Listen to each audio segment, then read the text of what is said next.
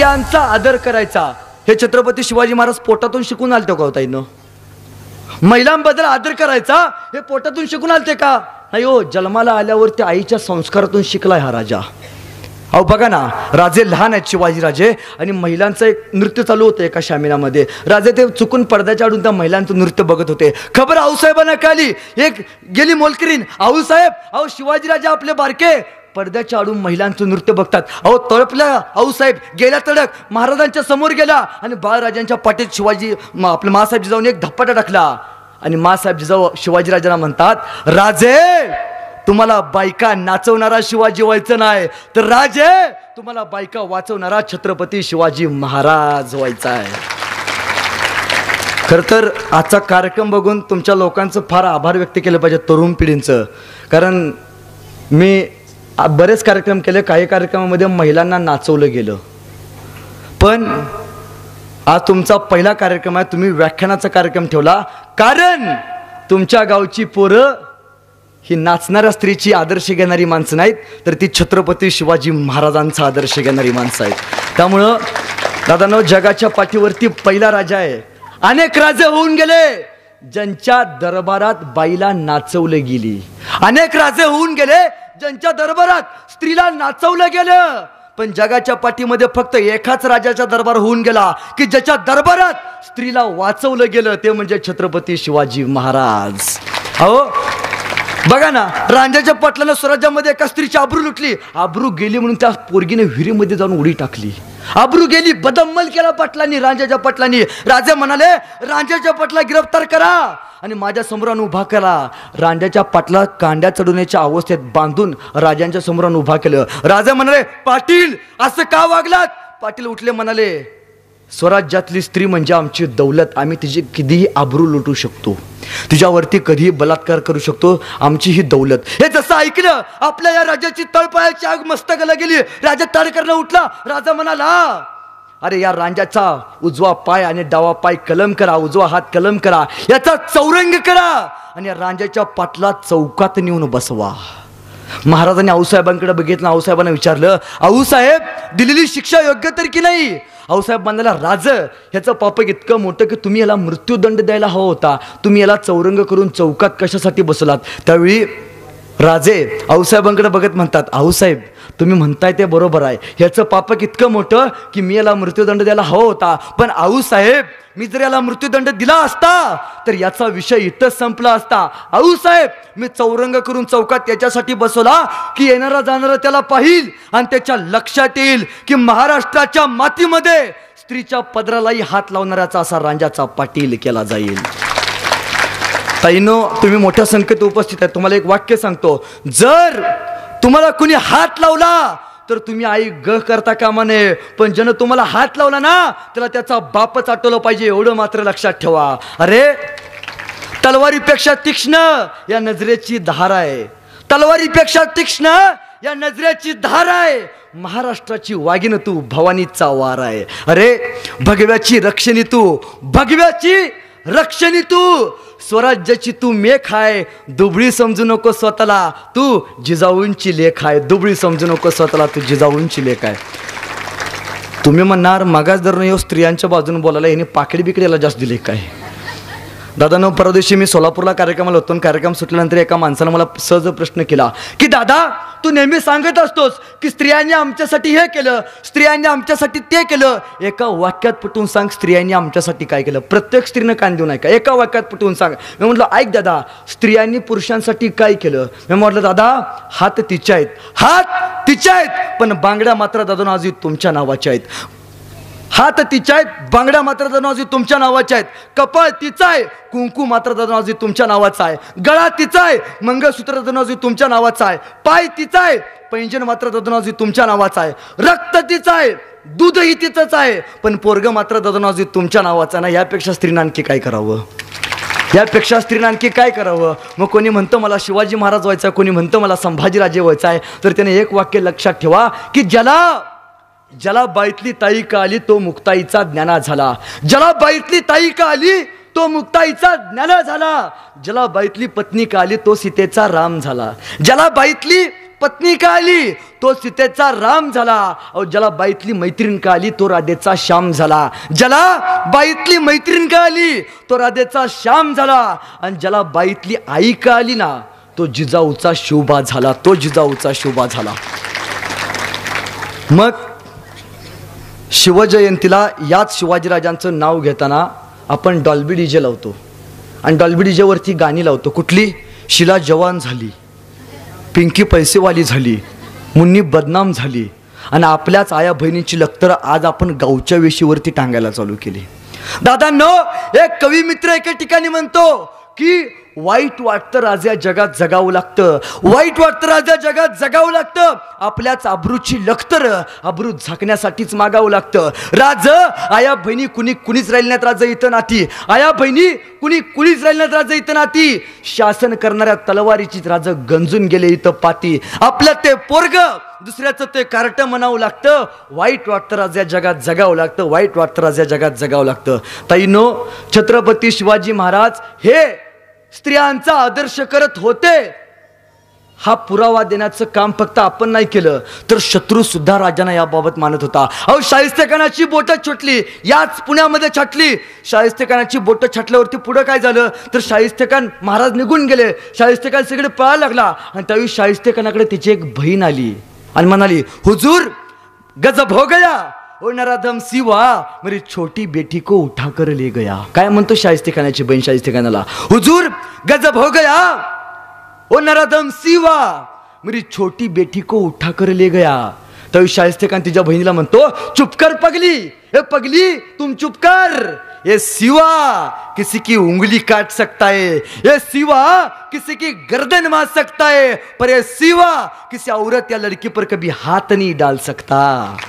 अरे प्रबोधनकार ठाकरेंचं सुद्धा वाक्य आहे. दादा हो, तुमच्या चंद्रावर देखील डाग असेल, तुमच्या चंद्रावर देखील डाग असेल, पण छत्रपती शिवाजी महाराजांच्या चरित्रावर तुम्हाला एक हे डाग बघायला मिळत नाही. सगळ्यात मोठी वस्तुस्थिती आहे. अहो बघा ना, छत्रपती शिवाजी महाराजांचा एक अंक तुम्हाला सांगितला की शूर होते, पराक्रमी होते, चारित्र्य संपन्न होते.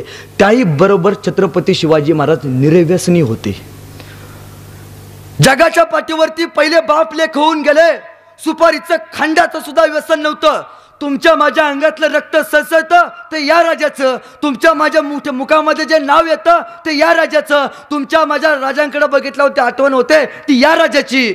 आज आपण आदर्श कोणाला मानतो तर त्या या राजाला. मग ज्या राजाला आपण आदर्श मानतो, ज्या राजाचं रक्त आपल्या अंगामध्ये सळसळतं, मग त्या राजाच्या रक्ताला आपण 10 रुपयासाठी 20 रुपयासाठी मावा गुटखा दारू खाऊन बाटवावं. मग शिवाजी महाराजांचा सगळ्यात मोठा अपमान कोण करतोय? आपण करतोय. दादांनो, व्यसन आणि फॅशन करून तुम्हाला मिळतं तरी काय रे? व्यसन आणि फॅशन करून तुम्हाला मिळतं तरी काय? चुकीच्या गोष्टीमध्ये स्वतःचा घालवू नका पाय. जर तुम्हाला योग्य वागता आलं तर तुम्हीच या देशाचे ज्ञानोबा राय, तुकोबा राय आणि छत्रपती शिवराय. त्यामुळं चांगलं वागा. आणि म्हणजे असं व्हायला नको की रातभर ऐकली गीता रामाच्या ऐकून सीता जे सांगितले ते अंगीकारण्यात नाव म्हणाय. तर कसं झालं, पुण्याला कार्यक्रम सुटल्यानंतर एक माणूस माझ्या पैशाला म्हणला, दादा तू नेहमी सांगत असतोस की दारू बाद असते, मला एका वाक्यात पटवून सांग दारू बाद असते. मी आजपासून दारू सोडली. म्हणलं ठीक आहे बाबा सांगतो तुला. म्हणलं 2 ग्लास आण काचेचं. त्यानं 2 ग्लास आणले दादानो. एका ग्लासमध्ये दारू टाकली, दुसऱ्या ग्लासमध्ये पाणी टाकलं आणि दोन्ही ग्लासमध्ये किड्या मुंग्या टाकल्या. ताईनो, ज्या ग्लासमध्ये दारू होती त्या ग्लासमधल्या किड्या मुंग्या मेल्या होत्या आणि ज्या ग्लासमध्ये पाणी होतं त्या ग्लासमधल्या किड्या मुंग्या जिवंत होत्या. मी म्हणलं बघ बाबा दारू एवढी बाद असते, किड्या मुंग्या मेल्या. ते म्हणला दादा मला समजलं. म्हणलं एखादं तरी सुधारलं माझ्यामुळं. मी म्हणलं तुला काय समजलं? म्हणला दादा दारू पिणं किड्या मुंग्याचं काम नाही, त्याला फक्त मर्दाचंच काळीज लागतं. हातच जोडले त्याच्या पुढं. कोल्हापूरला एक आजीबाई आमची फार सुंदर म्हणते, अरे शिवाजी राजांचे मावळे कसे होते?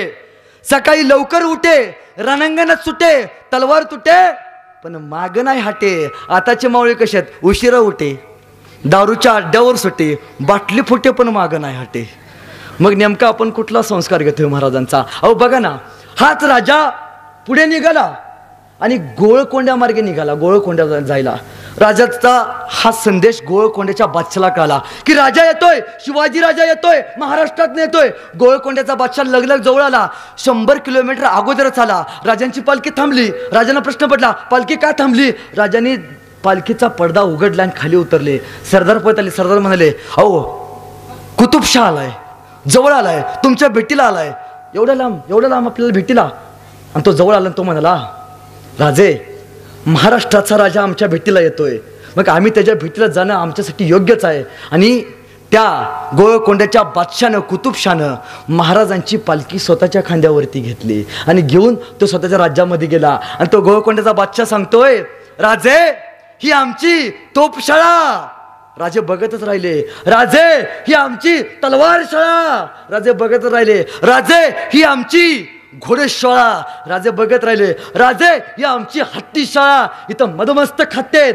राजे बघत राहिले. आणि पुढे तो गोळकोंड्याचा बादशाह म्हणतोय, राजे, मग असे हत्ती तुमच्याकडे असतील की? तसं राजे म्हणाले, अरे आमचा सह्याद्रीतला प्रदेश, या डोंगरदऱ्यावरती हत्ती कसा चालणार? आमच्याकडे हत्ती नाही, पण हत्तीच्या ताकदीची माणसं मात्र आमच्याकडे जरूर आहेत. गोळकोंड्याचा बादशाह म्हणला, हत्तीच्या ताकदीची माणसे? कोण आहे असा माणूस तुमच्याकडे हत्तीच्या ताकदीचा आहे? बघायचं आज आम्हाला. हाय की? आणि युद्ध मांडलं. मागं उभा होता यसाजी कंक. महाराजांनी यसाच्या पाठीवरती हात टाकला. अरे चल, राजांचा मावळा छाताड काढून उभा राहिला. आणि झालं, मदमस्तक हत्ती, कर्नाटकी हत्ती होते त्याच्याकडं. एक खवळलेला हत्ती जवळ आला. अरे प्रचंड मोठा हत्ती आला जवळ आला. यसाजी समोर उभा राहिला. तो खवळलेला हत्ती जवळ आला. खवळलेला हत्तीने यसाजीला सांडीत पकडलं आणि वर उचललं. सगळे म्हणले, अरे गेला, बेमौत मेला यसाजी. वर वध गच्च करणं फेकलं. आकाशामध्ये यसाजी गेला. यसाजीनं आपली तलवार बाहेर काढली आणि साप पकडला, हत्तीच्या सोंडीवरती मारली.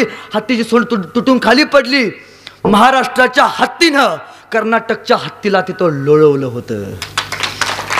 झालं, तो शौर्य बघितलं यसाजीचं. आणि आला राजा, तो गोळकोंड्याचा बादशाह, आणि त्या यसाजीच्या समोर जाऊन उभा राहिला. आणि यसाजीला म्हणाला, अरे बहुत खूप, काय तुझी जिगर? तो पुढं असं म्हणतो, त्यानं स्वतःच्या गळ्यातला मोत्यांचा कंठा काढला, मोत्यांची माळ काढली आणि यसाजीच्या समोर धरली. आणि यसाजीच्या गळ्यात तो टाकायला गेला. यसाजीनं हात अडवला आणि यसाजी म्हणाले, अहो, आमचं सन्मान करायला, आम्हाला शाबासकी द्यायला अजूनही आमचे राजे समर्थ आहेत. अरे आपल्या राजानं दुसऱ्याच्या कौतुकाची थाप सुद्धा कधी स्वतःच्या अंगावरती नाही टाकून घेतली. आपला राजा कायम आपल्या राजाची, इथलं सैन्य आपल्या राजाचा विचार करत राहिला. म्हणून आज आपण राजाला प्रेरणास्त्रोत मानतो. दादानं गेली 1 तास 10 मिनिटं झालं बोलतोय. शेवटची 15 ते 20 मिनिटं घेतो. घेऊ का? होय म्हणला तर घेतो. हा, खास महिलांसाठी शेवटची 15-20 मिनिटं. ताईनो, आतापर्यंत तुम्ही काय ऐकला त्यातलं मला काय माहीत नाही, पण यातून इथं पुढे काय तुम्हाला सांगतो ते घेऊन जायचं बरं का. आज 10वी मध्ये पहिला क्रमांक कुणाचा आहे? हो, कुणाचा आहे? तोंड वर करून सांगतो मुलींचा आहे म्हणून. आज 12वी मध्ये सगळ्यात पहिला क्रमांक कुणाचा आहे? बाजू घ्यायला लागले. होय तर म्हणा की. कोण आहेत? मुली. सगळ्यात जास्त आमदार कोण आहेत? कोण आहेत? मुली. सगळ्यात जास्त खासदार मुली. भारताचे राष्ट्रपती कोण आहेत? मुलगी. मग हे कार्यकर्ते गेलो कुठं?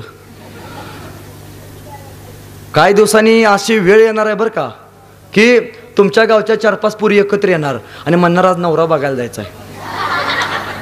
मग ह्या अशा आयटीत बैठीत रूपात बसणार. तुमचा भाऊ कुठं दारात रांगोळी बिंगोळी काढत असणार.